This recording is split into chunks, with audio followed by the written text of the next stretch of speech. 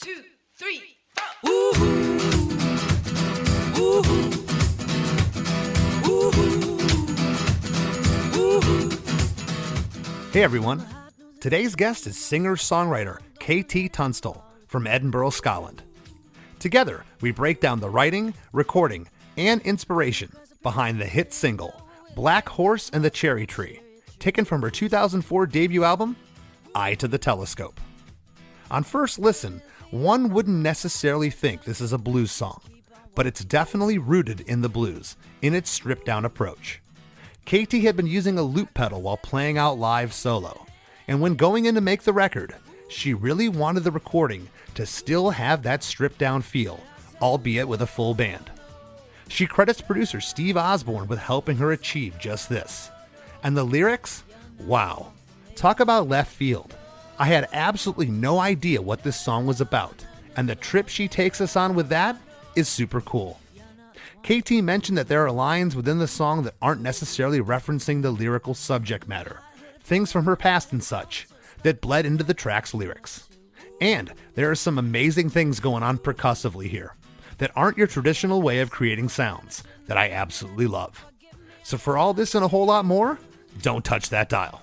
Hey, have you heard? Krista makes a podcast. Hey, have you heard? Krista makes a podcast. Hey, have you heard?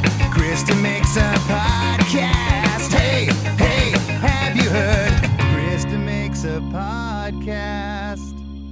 If you want to impress Scottish people, you do not say Edinburgh or Glasgow. You have to say Edinburgh and Glasgow. Glasgow and Edinburgh, exactly. And Yeah. Did you ever play a venue called the Picture House? I remember it actually in Edinburgh. I've never played it myself, but it was a really, I'm not sure if is it still there? It was always in danger of closing. It was one of those amazing venues that everybody loved that was always struggling against, developers trying to take it over, but a great venue. Yeah, my band played there once, and I just remember it being just one of those, special gigs. Yeah. Just such a great place with so much history. And then, of course, we've done the O2 Academies and all that stuff there. But when I saw you were from Edinburgh, I'm like, man, the Picture House, such a great venue. Yeah. And for the listeners, your debut album, Eye to the Telescope, was released on the 13th of December, 2004. And the song we're going to talk about today, Black Horse and the Cherry Tree, just took off from that record, and it's just such a cool song. Well, thank you. It was a very cool story with that song too, because the album was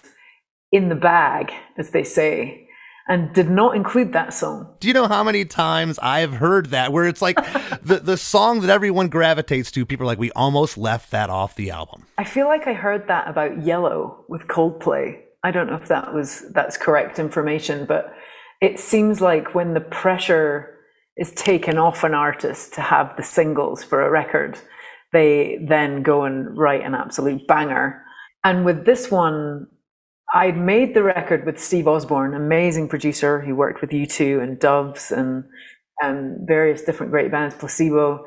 And we'd done the record very DIY and very lo-fi. So it was really just a drummer, and then me and Steve filling in the gaps, and then hiring in a bass player here and there. But Steve was a bass player, and I would do some keys, and then we would get a keys person if we needed something a little bit better than I could do.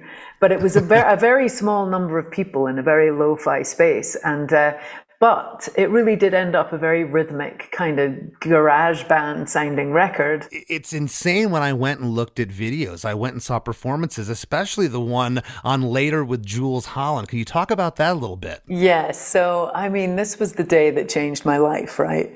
So the day went like this. Nas the rapper was due to appear on Later with Jools Holland, which, if you aren't familiar, is the holy grail of music shows in the UK. Oh, yeah. And what he does is he'll have about 5 bands in the round, and you'll have anyone from Brian Ferry to Van Morrison to, there's been everyone and all stars on this show.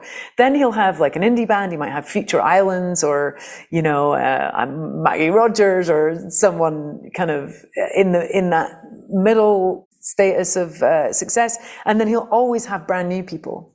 And you basically go around in the circle and you play a song each. And so Nas the rapper was meant to be on the show. He pulled out 24 hours in advance, and for some reason, I got the call as an unknown singer-songwriter to be the new artist on the show. And this song was really written after I'd finished the record, and I realized I did not want to play solo with guitar, confessional, open mic style anymore. I needed to get that injection of rhythm into my music, because to me, the rhythm felt just as important as the melody and the chord changes and the lyrics. And so my friend Mosh, who was a sound guy for a band that I was kind of just moonlighting with and doing some singing with, had this Akai headrush pedal in his bag. And at the end of rehearsal one day, he said, why don't you try this and let's mess about with it and see if you can get some rhythm going on it.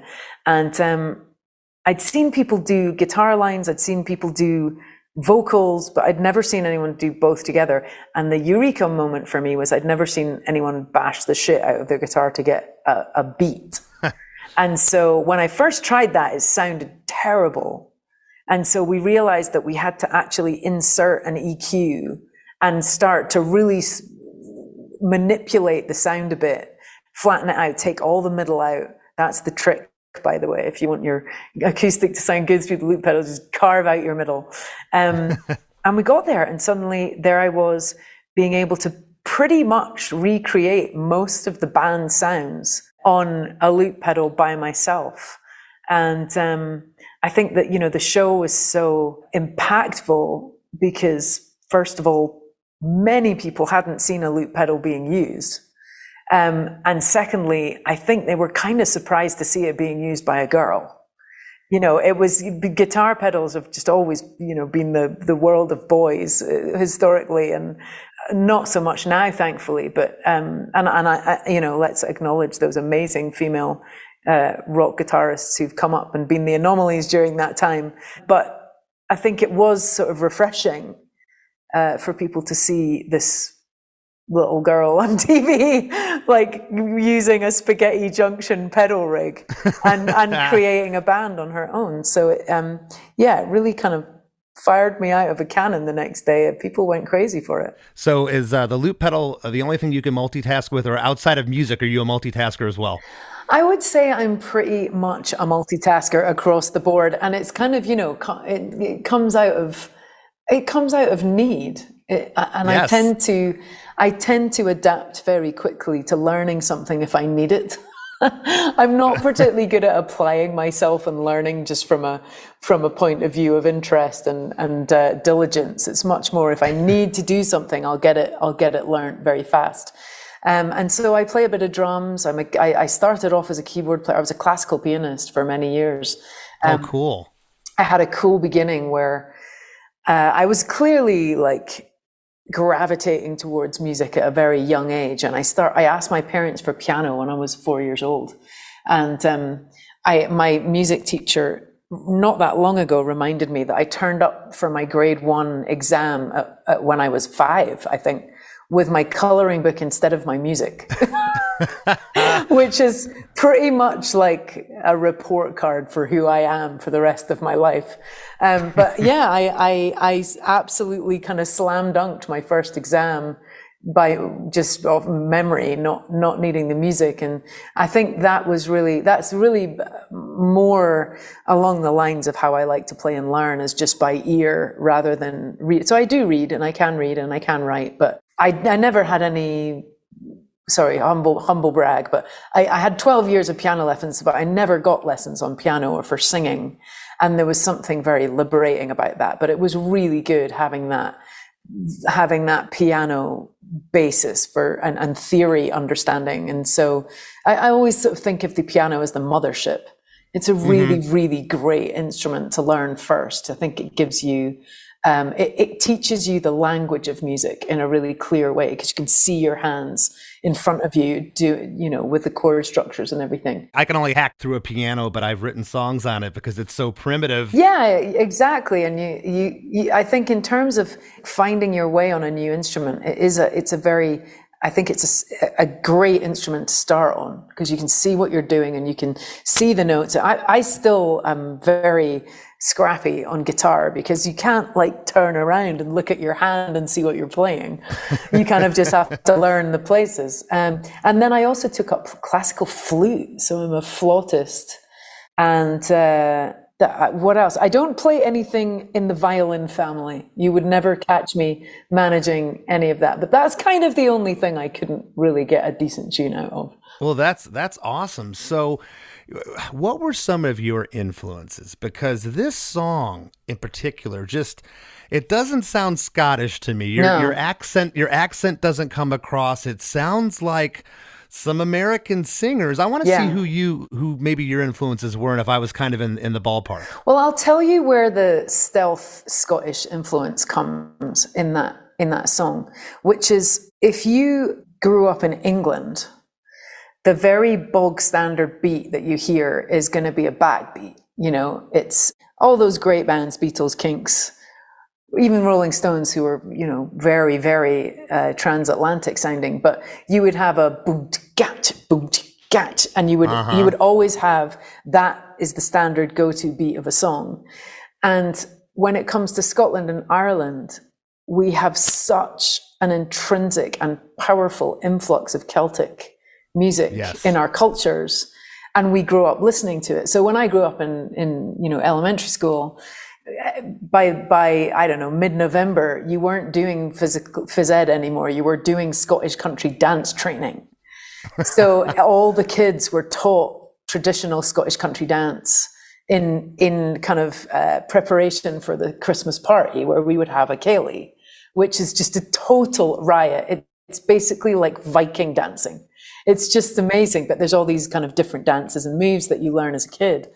And I hope they still do that in schools. I don't know if they do in Scotland, but all of these tunes are a 4 to the floor pulse. It's doom, doom, doom, doom. It's always 4 to the floor beats.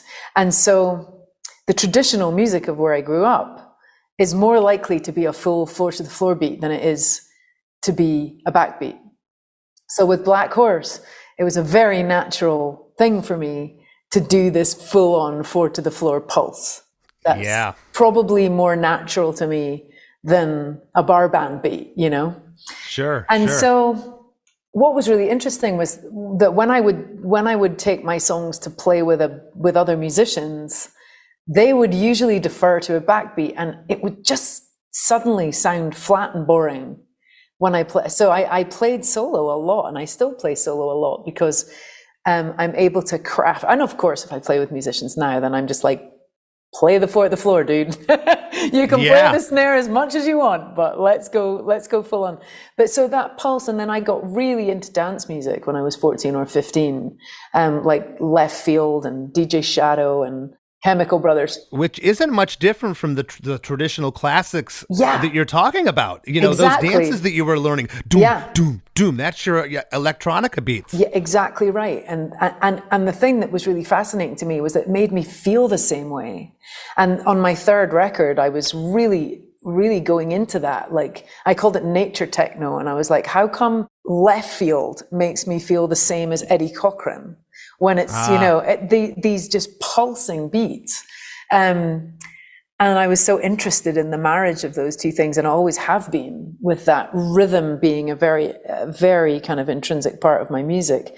And so I didn't listen to music growing up. My parents didn't listen to music. My dad had like enough cassettes you could count on one hand. He had Tom Lehrer, who was like a Harvard mathematician turned Gilbert and Sullivan style satirist musician. Brilliant guy, an amazing lyricist. Okay. He had a Billie Holiday cassette, who I now love, and at the time couldn't stand it because it sounded so weird to me.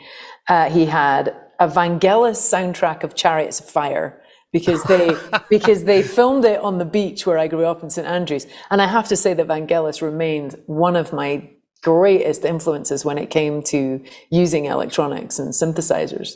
I always go back to his music.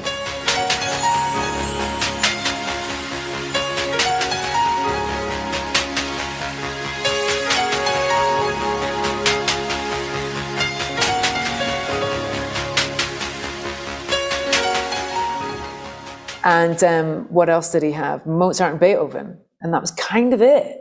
And so I didn't really get into, and my friends weren't mad for listening to music either. I was much more into theatre and performing. And it wasn't till I was kind of in my mid-teens when my dad got a satellite dish because he wanted to watch rugby and cricket, and I found MTV. Yes. And then that just changed everything. And one of the first songs and videos I became obsessed with was Loser by Beck. Yo, cut it. So get the door. I'm a loser, baby. So why don't you kill me? I'd grown up, you know, as an 80s kid, which in my humble opinion was the best decade any human being could grow up in. It was so awesome. It was just pre-phones, but just post-computers, so you could play Donkey Kong. But you'd have to wait half an hour for it to load. Yeah. But, you know, it was a wholesome decade to be a kid in, and it was just the most amazing movies and some fantastic pop songs and pop singers. But I wasn't really aware of anything super cool at that time. I was into Adam, you know, I loved Adam Ant and Kim Wilde and George Michael and Whitney Houston and Madonna. But really, it wasn't till I got MTV and saw Loser by Beck. And I also loved that song, Fool's Gold by the Stone Roses, and got very into Stone Roses. And just sort of discovered indie guys, basically. Well, again, the song, you know, if I was, and I know traditional Scottish music, and this just, it has its own thing, but it doesn't sound like I would peg it for being Scottish. No, absolutely not. So the other major thing that happened was before, this is a little later on, you know, around the time of writing this song and making the first record, I got very into old blues. So my first sort of love affair with a CD was Bone Machine by Tom Waits.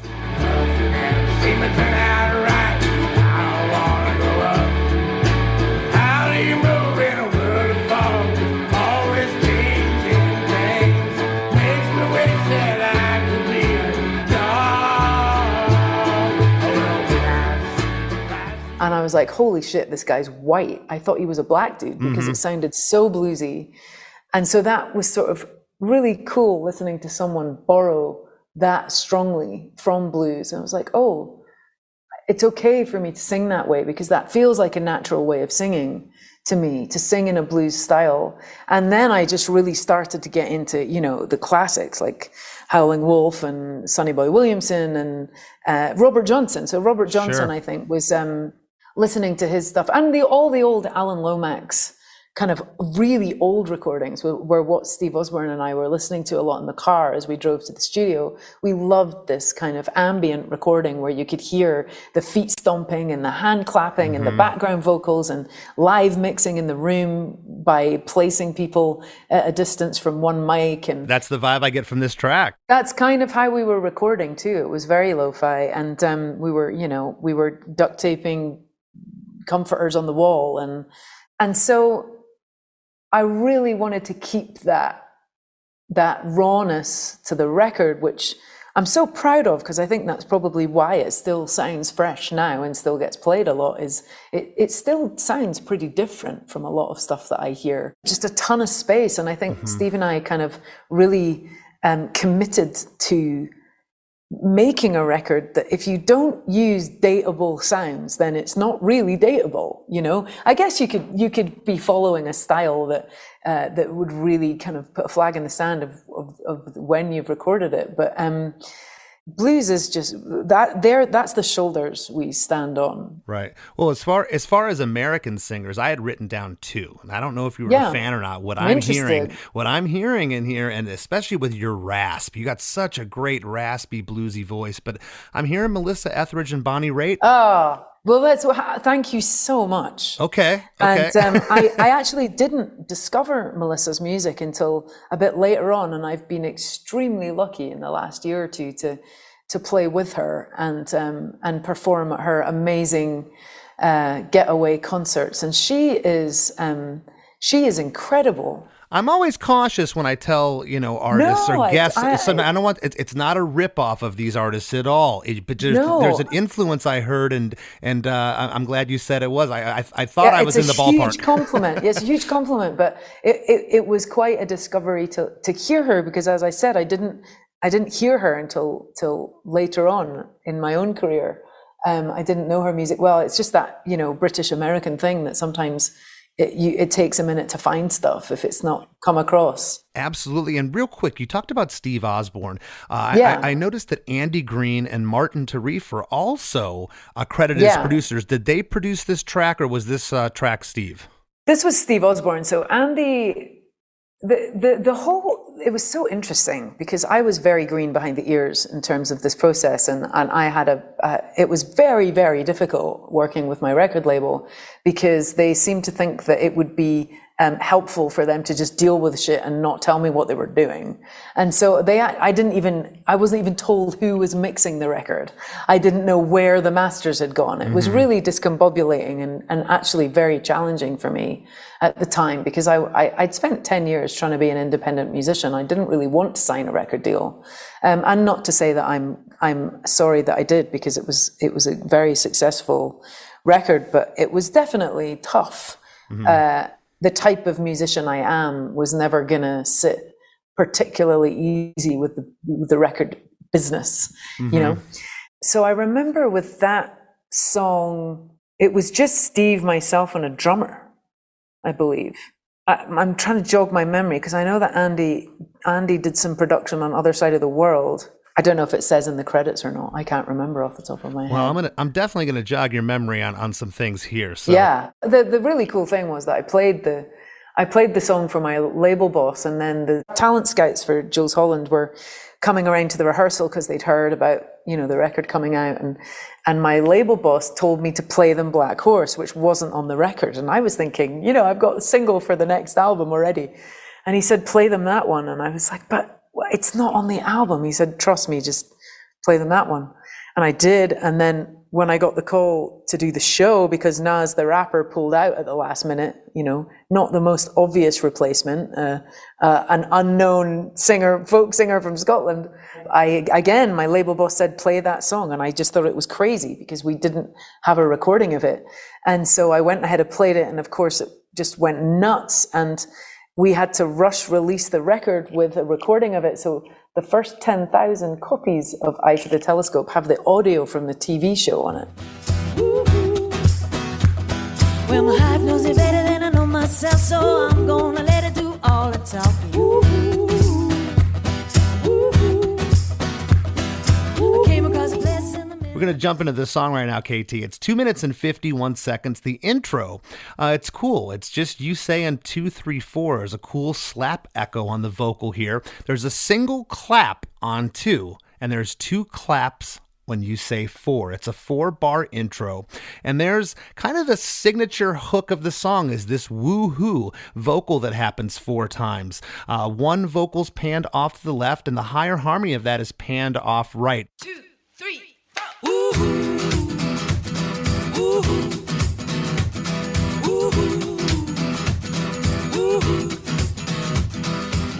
I'm hearing what I think is kick drum here, acoustic guitar, pretty much up the middle, a little panned left. And is that a tambourine running through this song, or is it a triangle or something? I can't really tell. I'm trying to think. It's hard to remember exactly what we did. We were, I think, trying to emulate the vibe of the loop pedal, because that was what people were loving so much about the song. So we may have, I know when Suddenly I See Another Song, we looped a cajon on that track to give it that rhythm. So I think what we definitely did was we looped some drum hardware percussion. Mm-hmm. So you can hear that tick, tick, tick, tick. Yes. And I think that's what you're talking about. Yes. That is just drumsticks on the rims. Right. Okay. It's actually not just the rims, it's actually on the drum stands. So the drummer was basically playing everything but the drums on a drum kit, the rims, the stands. Yeah, and the stands are the high notes that I'm hearing that almost sound like a tambourine with the delay or whatever's on them. That's awesome. That is cool. Yeah, so it was basically playing drum stands.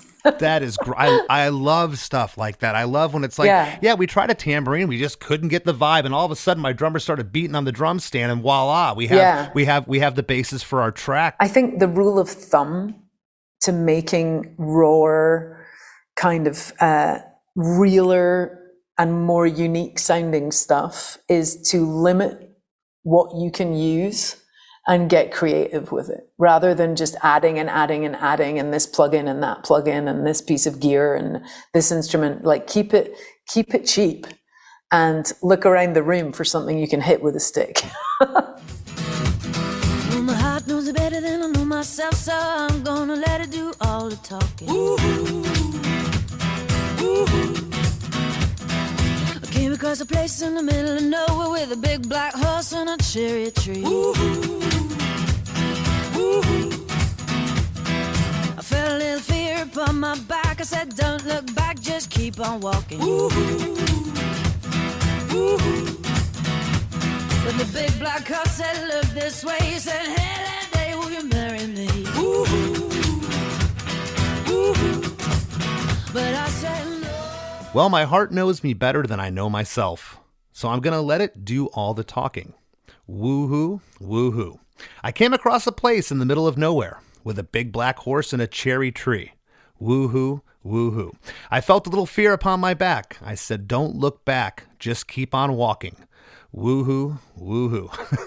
Well, the big black horse said, look this way. He said, hey, lady, will you marry me? And you get those woo-hoos one last time before chorus one. What's happening here? So it's partly kind of hilarious because part of me wants to say I have no fucking idea what this song is about.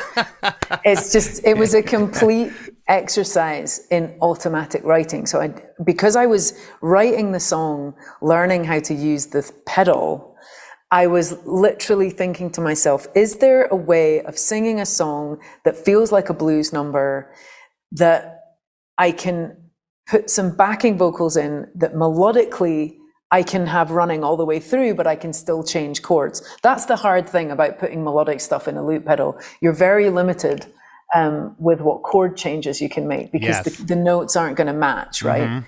So the good thing about blues is that you usually have 3 chords. So it's a little bit easier. This song is very linear, but not in a bad way. It has to be because of what you're speaking of. So the interest in this song really comes from the stop-start of the music itself and going in and out of percussive, a cappella percussive moments and then going into melodic chord changes. So the lyrics were really, that classic Robert Johnson blues man, devil at the crossroads.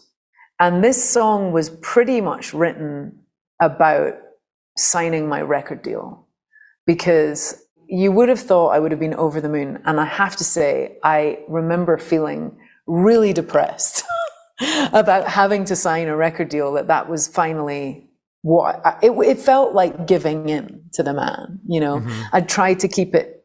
I'd come out of a very kind of anarchic punk folk scene in Fife, where I grew up in Scotland, where they were very anti-record industry and doing it themselves and busking on the street, and I loved that culture of freedom and really not having any other cooks in the kitchen but yourself, So I was extremely apprehensive, whilst also excited about signing a record deal, but I felt very torn about signing my name on that line and taking the money, and because I knew that you pay again and again after taking that money. So the record man saying, "Hey, lady, will you marry me? Will you be part of this?" So let's say that the record label is the Black Horse, and the way of absolute freedom was the cherry tree. That's cool. And in the song I say no, but actually in reality I said yes. Suddenly I see, this is what I wanna be. Suddenly I see. Hey, don't go anywhere. We got lots more with KT after a few words from our sponsors. What's up, everybody? I am Finn McKenty, host of the Punk Rock MBA podcast, part of the Sound Talent Media Podcast Network. My podcast is all about doing what you love for a living, and every week I sit down and talk to people who have done exactly that. For example, musicians like Tommy from Between the Buried and Me, Matt from Periphery, Lil Lotus and Shinigami, among many others, photographers, artists, designers, YouTubers like Glenn Fricker and Sarah Dici, and I unpack exactly how they got to where they are today with the goal of helping you do the same. So if that sounds cool, you can listen and subscribe at soundtalentmedia.com, and I'll see you there. Do you like to laugh, geek out on music, and learn all about that band or artist who had that one song back in the day, but then seemed to fall off the face of the earth? If so, you need to subscribe to One Hit Thunder. Together with an array of interesting and hilarious guests, we do a weekly dive into one-hit wonders like Eiffel 65's Blue, Krayshawn's Gucci Gucci, EMF's Unbelievable, Delamitri's Roll to Me, Los Del Rio's Macarena, Musical Youth's Pass the Dutchie, and even Patrick Swayze's She's Like the Wind. So are you subscribed to One Hit Thunder or what? As Desiree would say, you gotta be. And as K7 would encourage, you gotta come baby come and join in on the fun of the One Hit Thunder podcast. Come, baby, come, baby, baby, come, come. Come, baby, come, baby, baby, come. Suddenly I see why the hell it means so much to me. And now, back to the show. Well, there's a lot going on here. You know, I mentioned the term linear earlier, and again, not in a bad way at all, but I love how the instrumentation you made mention a moment ago comes in and out here. So verse one here, the guitars go away. It's just that, what I'm calling the tambourine, but it's that high stick on the metal stand. There's the kick drum here, and there's now a hi-hat panned off to the right. There's no acoustics for the first two lines. When the woohoos come in halfway through, the acoustics come back in, and those woohoos are also harmonized just like the intro, pan left and pan right. The second half of this verse, the tambourine, triangle, stick noise, the hi-hat is panned off right. The acoustics come in on Cherry Tree, and the woohoos are harmonized. I love the back half of verse one here. It's the same music pattern, but it almost sounds panned off left. And KT, you're going to have to help me out here. I can't tell if these are like electronic drum fills panned off, or it's you kind of scraping the pick across the strings. When the big black car said, look this way, he said, hey, that day will you marry me? But I said, Oh yeah, there was 100% zero electronic about this song. So when I play with the loop pedal, I use my dampened strings as percussion.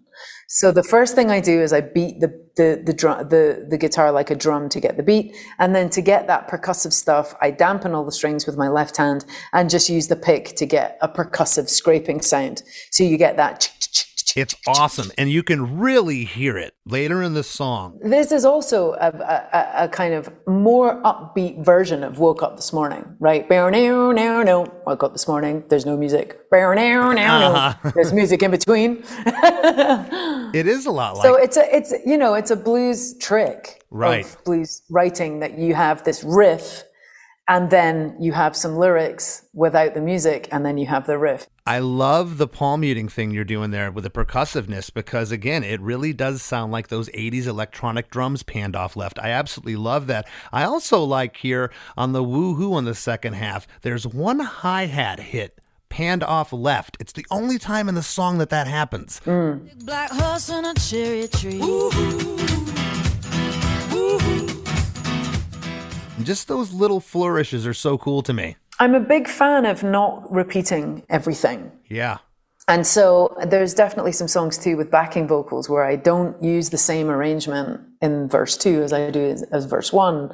And I love keeping it a bit unexpected and having these moments and allowing musicians to be a bit more creative than stuck in a absolutely repeating pattern. And while we didn't use electronics, we did play around with effects on this song. So as you said, you hear that slap back delay on the vocal as I count in, and then there's some really cool delay stuff in the middle eight, which we'll get to, but we definitely played around a little bit with some stuff on the drums too. Yeah, no, it's great. And I like the line here. Well, the big black horse said, look this way. He said, hey, lady, will you marry me?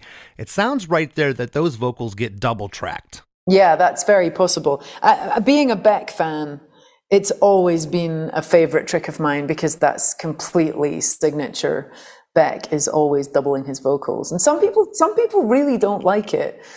Some people find that it can take away intimacy a little bit, you know, when you're hearing, it sounds it makes it sound slightly processed, the voice. But I just think for me, it links the music to a lot of the stuff that I love. You know, Elliott Smith did it a lot as well, the double vocal, and there's a vibe to it. It's quite an indie trick. Oh no, the way you use it here is brilliant. I love it. Chorus 1 comes in at only 48 seconds. You're already to chorus 1. I remember being told, the record company going, you want to get to the chorus by 1 minute. Yeah, well, I honestly, there was so much going on up to this point that it felt like it would have been longer. I was surprised it was only 48. But I said no, no, no, no, no, no. I said no, no, you're not the one for me. No, no, no, no, no, no. I said no, no, you're not the one for me. But I said no, no, no, no, no, no. I said no, no, you're not the one for me. No, no. No, no, no, no. I said, no, you're not the one for me. The snare drum comes in here on this with a full drum beat. The guitars sound a bit more full here, KT. Maybe like they were panned a little more in the middle. The bass comes in here too, but nothing too fancy. Kind of just playing the root notes and kind of locking it down. Yeah, well, I opened up the strumming here. So the strumming in the verse is very, very percussive.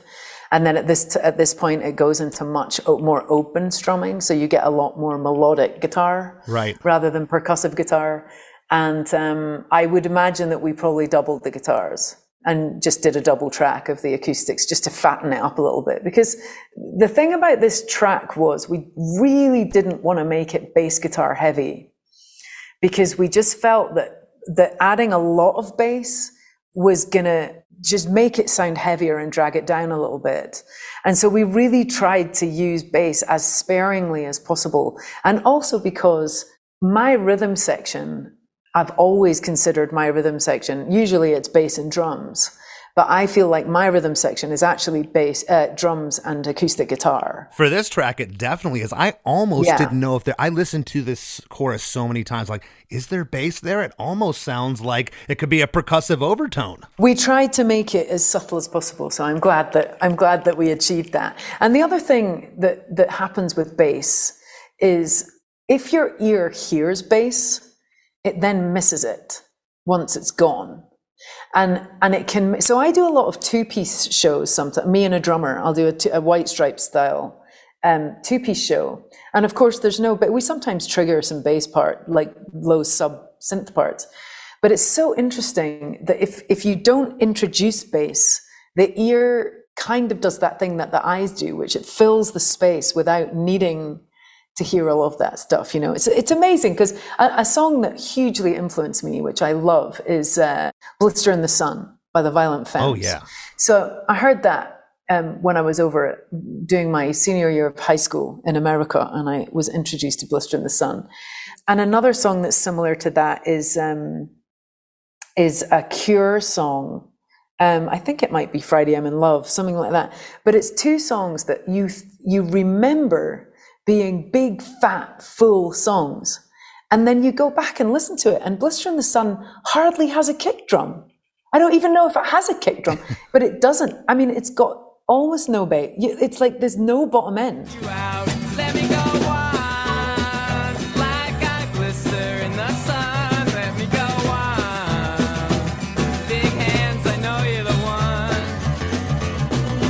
Body and feet. Same with the Cure track. I remember going back going, whoa, this is like frequency-wise, this is actually a very limited, narrow sounding song, but your body feels the song so much that you kind of fill in the gaps.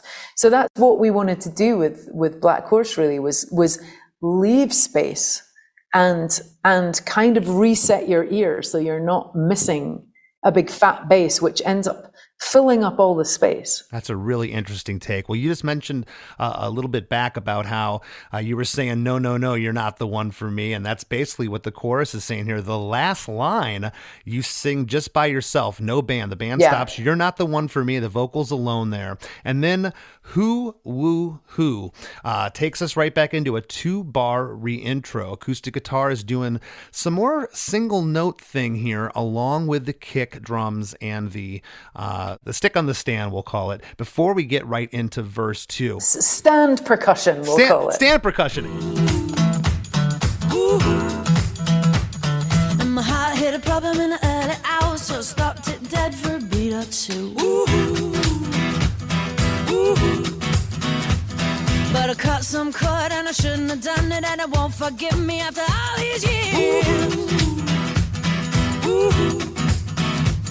So I sent it to a place in the middle of nowhere with a big black horse and a cherry tree.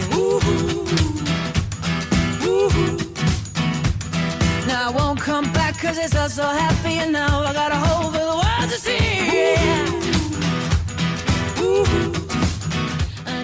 And my heart had a problem in the early hours, so I stopped it dead for a beat or two. Woohoo, woohoo. But I cut some cord, and I shouldn't have done it. And it won't forgive me after all these years. Woohoo, woohoo. So I sent her to a place in the middle of nowhere with a big black horse and a cherry tree. Woohoo, woohoo. Now it won't come back because it's oh so happy. And now I've got a hole for the world to see. Woohoo, woohoo. I mean, it's when I listen to it now, there's a lot of deep, profound stuff around those lyrics that's a little bit difficult to describe. But the heart hit a problem thing was, I had a heart murmur when I was born. And I know this because I was adopted. And so it said on my adoption certificate that I had this heart murmur. And this whole verse is sort of a kind of, as I said, slightly difficult to pin down feeling of being cut from a past I knew nothing about, and then sort of sent into this different life. I was adopted when I was like 18 days old, but it's always played a pretty big part in my makeup, you know? And I'm not totally sure what the cut some chord thing is about. It's, I guess, to do with that period of time of signing the deal and maybe feeling like I wasn't completely, truly following my true heart. And I think I felt very torn, as I said, and discombobulated about being in this situation where I was kind of feeling like I was partly working for someone, which I was desperately trying to avoid.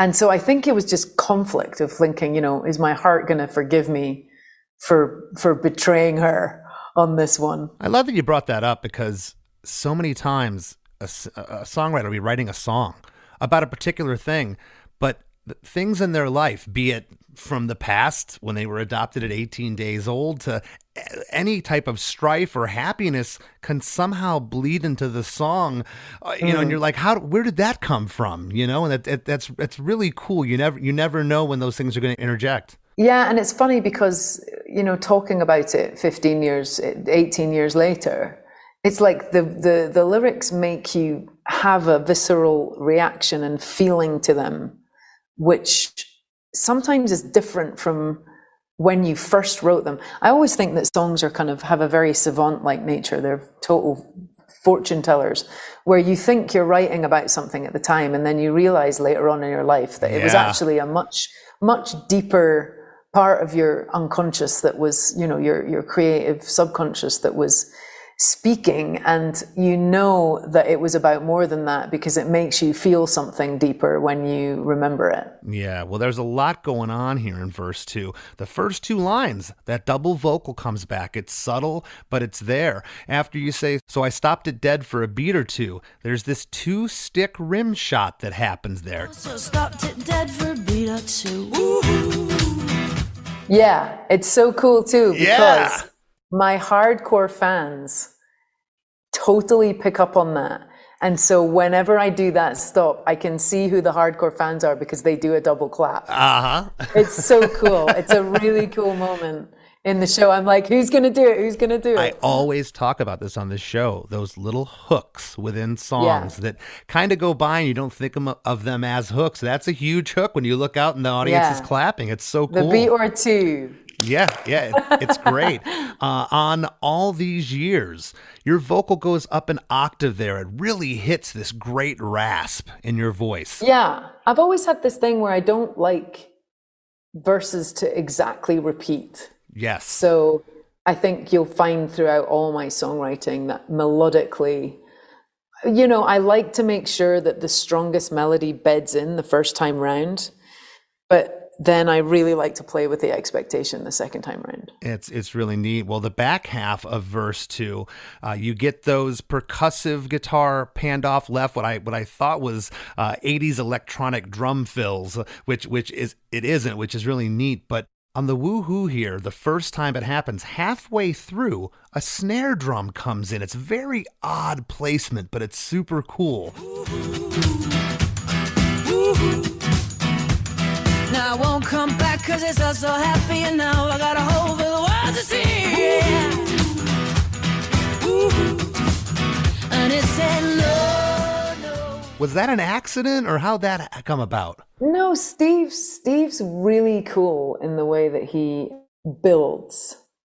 And so he's not afraid to be unconventional in the way that he'll build a track towards the chorus. I listened to that part over and over again. I'm going, it almost sounded, and I hate using this word, it almost sounded like a mistake or wrong. I'm like, what is this? Yeah. And the more I listen to it, I'm like, oh, that's just where they placed it. It's really neat. It might have been. I mean, it might have been a take. And we just liked it. It's awesome. Well, on the line, now it won't come back because it's oh so happy. A single electric guitar comes in doing a cool single note lick, kind of panned off left. And on the line, the world to see, you go up an octave again there. I love it. Yeah, again, it's just trying to keep building towards that second chorus and ramping the energy up to that second chorus coming in. And it said no, said no, you're not the one for me. No, said no, you're not the one for me. Second chorus comes in. It's the same lyric as chorus 1, except it starts off by saying, and it said, instead of but I said. On the last line, you're not the one for me, the band stops. It's just the vocal. And then who, woo, who. We go into a 4-bar re-intro. One for me. Ooh.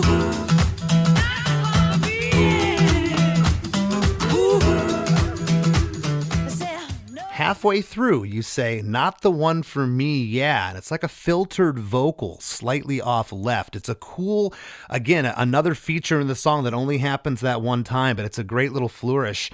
Then it's followed by another who, woo, who. The guitars are doing that single note thing again. And I wrote in my notes, this part just feels good. Yeah, another thing that we did with that first record was we were extremely lean, sparing and discerning about what went on a song. So if it wasn't absolutely necessary, it was in the garbage. So there is no fat basically on that record. It's so simple in terms of its arrangements, because what we really wanted was for when you listen to this album to be able to imagine a person playing that thing, that there isn't a sound coming from somewhere, ethereal where you don't know what it's on or who's playing it. It's just like, oh, the drummer's playing that. Oh, the guitarist is playing that. And oh, there's someone clapping in the corner. We wanted to make you feel like you were in the kitchen while we're playing this song. I just got goosebumps. You took the words out. You took the words out of my mouth, because that's why it translates so well when you do it just by yourself. Because even though this is full band, it still has that personal thing to it that when you go, it's just as magical as the recording. You can't get that with a lot of songs. They just don't. They don't translate. Right. They don't translate the singer-songwriter on a bar stool somewhere. I'm a huge Carole King fan, and I consider Tapestry, my songwriting Bible. Mm-hmm. And I think that she does that so beautifully on that record, where you're hearing humans. You're not hearing recordings. You're hearing, you're hearing people expressing.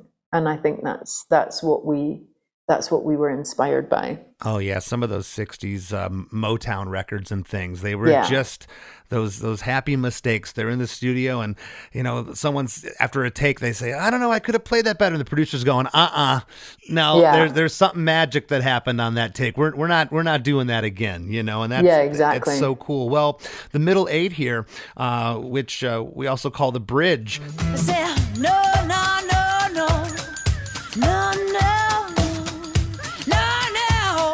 you're not the one for me. Ooh, no.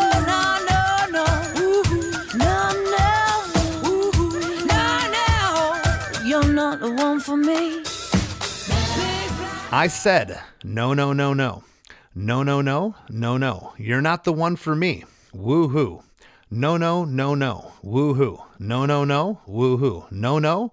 You're not the one for me. So lyrically, interesting stuff, huh? Well, no, I was just going to say, sometimes you don't need more information. It's interesting. The bridge isn't that different than what's going on in the chorus, but it works brilliantly here where you went with it. There's just also some cool looping aspects where we've got some like do do do do do do do, and then a little harmony to that going on as well. And so it's really just a breather. Sometimes a bridge is just a break from lyrics and slightly more complex arrangement to just reset you to enjoy the final chorus. And really in a song like this, the bridge is there to provide, I think, some just great rhythmic energy where it's kind of like a breakdown dance party, take your shoes off, and then, get back into singing once the chorus comes in. So it's really just a kind of a little percussive journey into breakdown before the chorus comes in again. Well, this part's great, and I got some stuff I want to talk about. The woo-oos here, it's interesting. They're panned off left, and it's just the melody. There's no harmony here. Was that discussed in the studio, and why wasn't there a harmony put on those? Yeah, it's about, a breakdown in a song is about stripping back.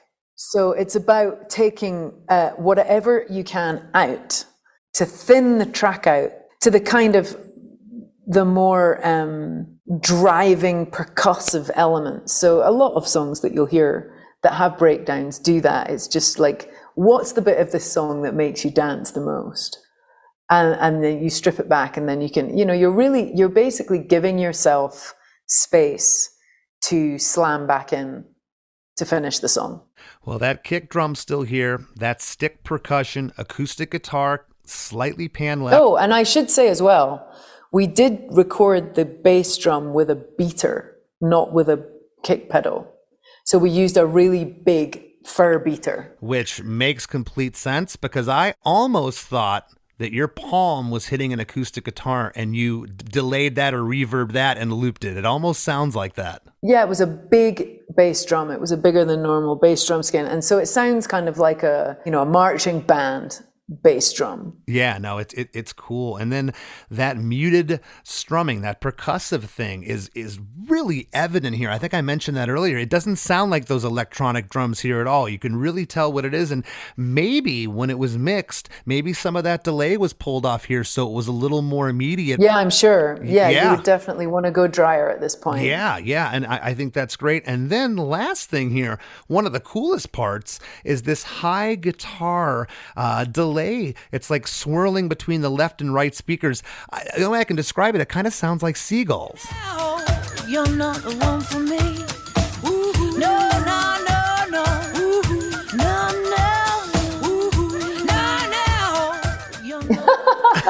I can't remember that, so I'll have to go back and listen. But Yeah. I know that like Steve and I were both big fans of like rotor cabinet Oh delays. yeah. So I wonder if we did something like that on it. It's really awesome. And then the big surprise was the last chorus of this song, which really, it's almost like a verse mixed with a chorus, because you're still getting those no's in there from chorus 1 and chorus 2, but they're tucked behind the lead vocal. You're not the one for me. Big black holes and a cherry tree. I can't quite get that 'cause my heart forsaken me. Yeah, yeah, yeah. Big black holes and a cherry tree. I can't quite get that 'cause my heart forsaken me. I will say that right before we go into that is one of my favorite musical moments I've ever recorded. And that is the open hi-hat break going back into the last chorus, which goes, doom, tsh, da, tsh. Yes. And is that with the hand claps? Yeah, you're not the one for, doom, tsh, da, tsh. And it's actually like a real disco style break. And it's not what you would expect. You would expect like a rat-da-da-ba-dum-dum. Yeah. And it's this pure 70s disco hat break going back into the chorus. And I love when I'm playing with the drummer, when we play that break back into the last chorus. It's awesome. It is, and there's some hand claps that happen there in that part you're talking about, and then we get here to, like I said, it's like a verse mixed with a chorus. I love how they interweave, and I'm gonna read these lyrics and have you set them up. A big black horse and a cherry tree. I can't quite get there 'cause my heart's forsaken me. Yeah, woohoo. Big black horse and a cherry tree. I can't quite get there 'cause my heart's forsaken me. There's another woohoo on that last line. The band stops on Heart's Forsaken Me. And it sounds like here, KT, that low notes of a B3 organ panned off to the right come in, doing this cool new little melody. Cause my heart forsaken me, yeah, yeah, yeah. Yeah, that's possible. I would have to listen to it, but that It's is that awesome. the first time that happened? That's the first time it happens. The only time I hear it. That's cool. Yeah. Well, I will definitely go back and check that out. It is really cool. We were definitely just reaching around the corners of the studio for whatever was available. So I think, the other thing is that Steve and I have really enjoyed drama in songs. And so, you don't get a more dramatic ending than a dead stop with the vocal left on its own. That's like classic drama song stop. I'll tell you what else I like about that is the vocal alone here. The band stops on the word hearts and you say forsaken me alone. That's how the song ends. It's really personal, but it's not a super dry vocal. There's still like this slap echo on it slightly that gives it like, it's very vibey. It's great. Yeah, well, it's that Lennon, signature Lennon hard slapback reverb, which A, makes you sound really cool, but B, can't help but give a retro vibe to what you're doing. And I think that it just links it stylistically to that older blues and rock material from the 60s and earlier.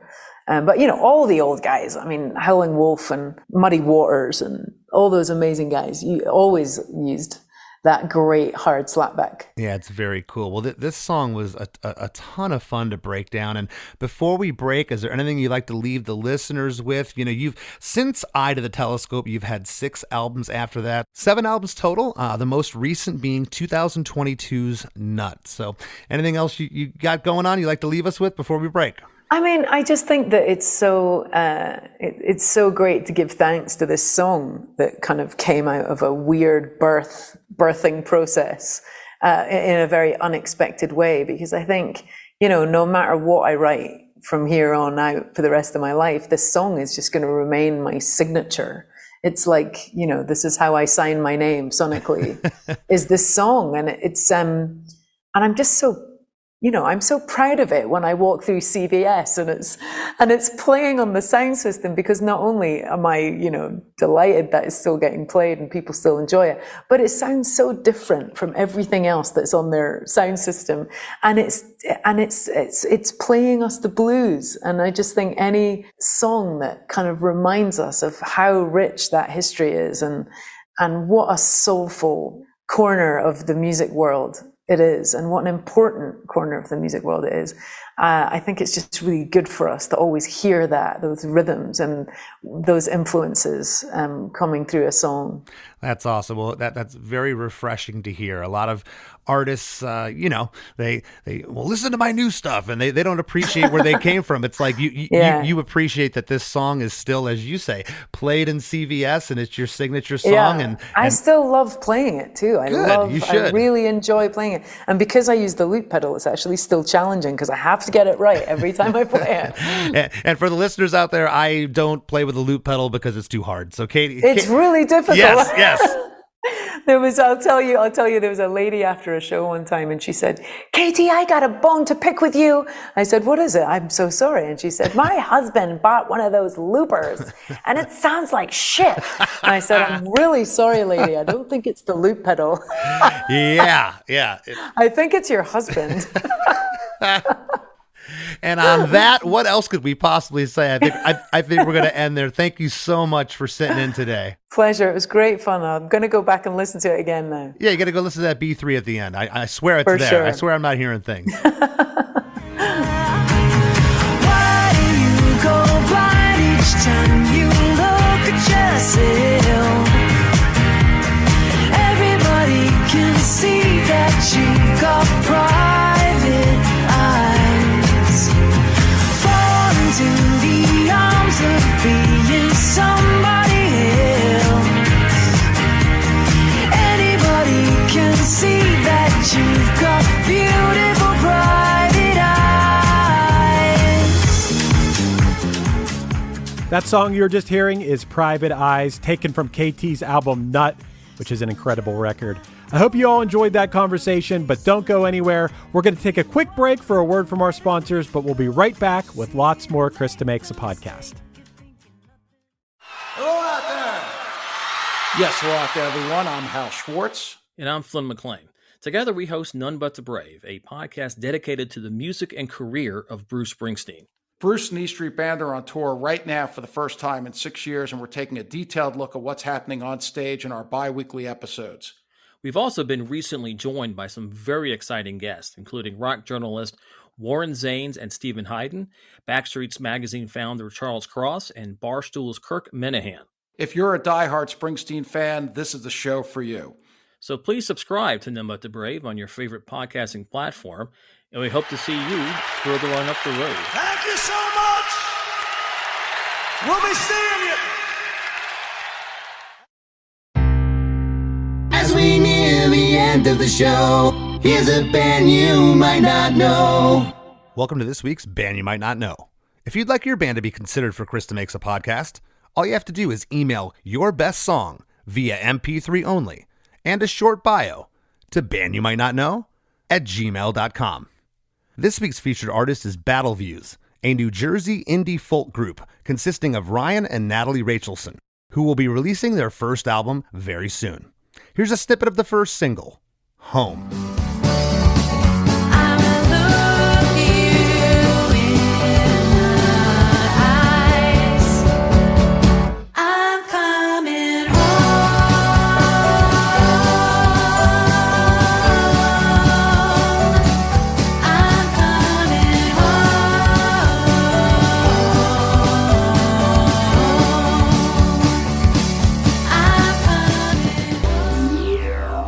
The Wrap with Chris and Chris.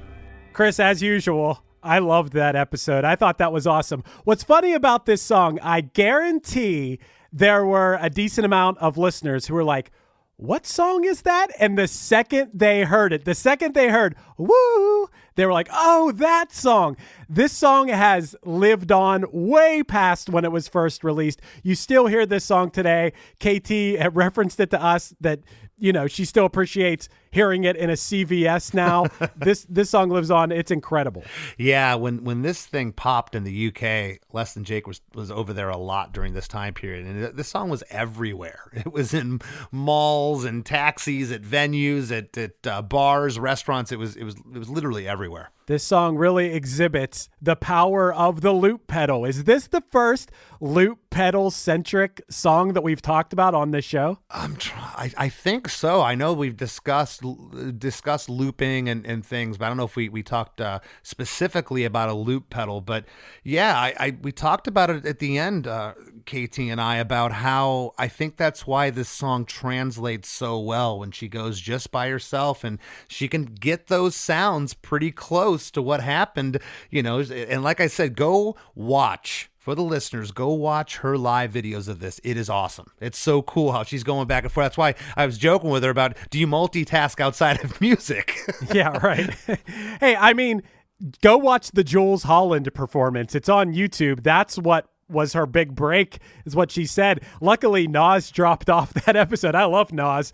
And she told us after we were done recording, I have to mention this, that when she was on Jools Holland, the other people that were with her were Anita Baker, Jackson Brown, and The Cure, which is, what a lineup. That show is incredible. I showed her after. I have a DVD of all Björk's performances on Jools Holland. That would be like the ultimate, I mean, especially in the UK, the ultimate, I don't know, place to play music, to get your music out to the world. And you want to talk about vulnerable. And when you watch her, you can see that because this Jools Holland is like, the biggest shows that we have here in the States, the nighttime shows. It's as big as you could have gotten back then in the UK. And you can tell she's scared.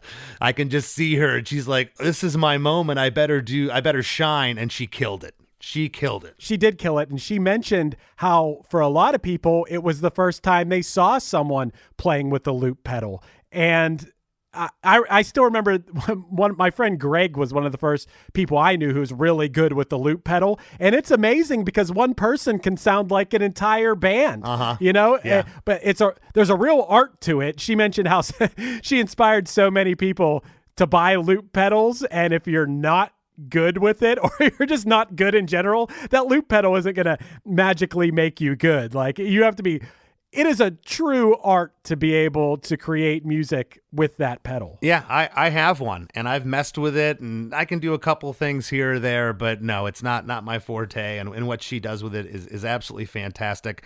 I love that she talked about producer Steve Osborne and how he wanted to kind of keep it basic, which goes back to the blues.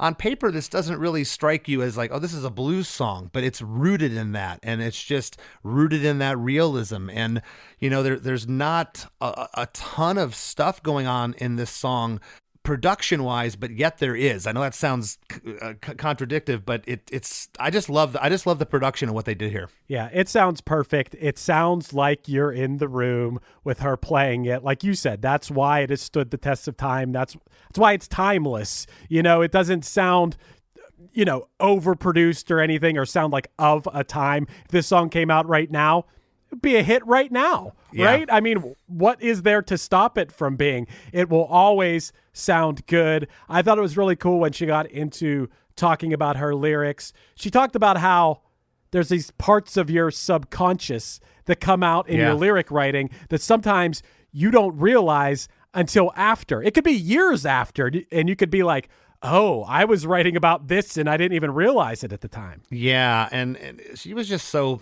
honest about a lot of things. I love her enthusiasm, the smile on her face when she was talking about how almost 20 years later, how much this song means to her, how she recognizes that it's her signature song. We've had people on the show, Chris, and how many times have we seen it out there in interview land with artists that denounce their hit? Oh, I was just, I hate that song. I don't, or I'm going to be the artist right now and I'm not going to play it at the big show. And it's like, dude, that's your signature song, and they turned their back on it and she's embraced it. It would be kind of hard not to embrace this one. It's a really good song. Once again, it sounds timeless. Like, even this far into her career at this point, I'm sure she'd still be psyched if she wrote this song. Whereas, I don't know, I have songs from early in my music career where people like them and I understand what they like about them. And I'm kind of like, our presentation on that song, or just our musical proficiency on that song, or the recording of it sounds dated.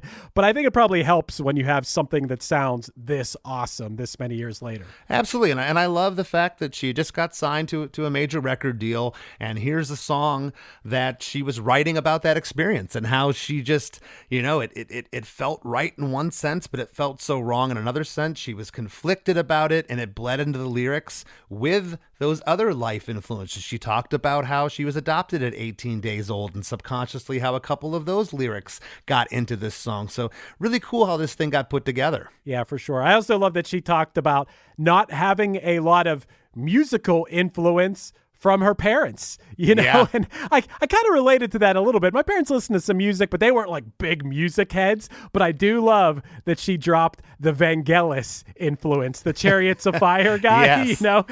By the way, R.I.P. He passed away. I think it was in 2022 or 2021. Passed away in recent years, but I think that was a pretty cool influence because she talked about how like his use of synths was inspirational, which, yeah. And I love that she talked about those songs, which, hey, I'm a bass player, so I don't know. I don't know if I love talking about this, but it is true. Songs like Blister in the Sun, where there isn't that low end, and you don't even notice that it's not there. If it's not introduced, it sounds full even without so much of the bass. Yeah, for sure. It's that stripped down thing where if it's there, you're gonna notice it. It might take over the other parts of the song, but if it's not there and you don't miss it, you don't miss it. It's just not there, and it's something we really haven't talked about too much on the show. But I'll tell you something we have talked about a lot on the show, Chris. I thought you were gonna say, but there is something that you shouldn't miss.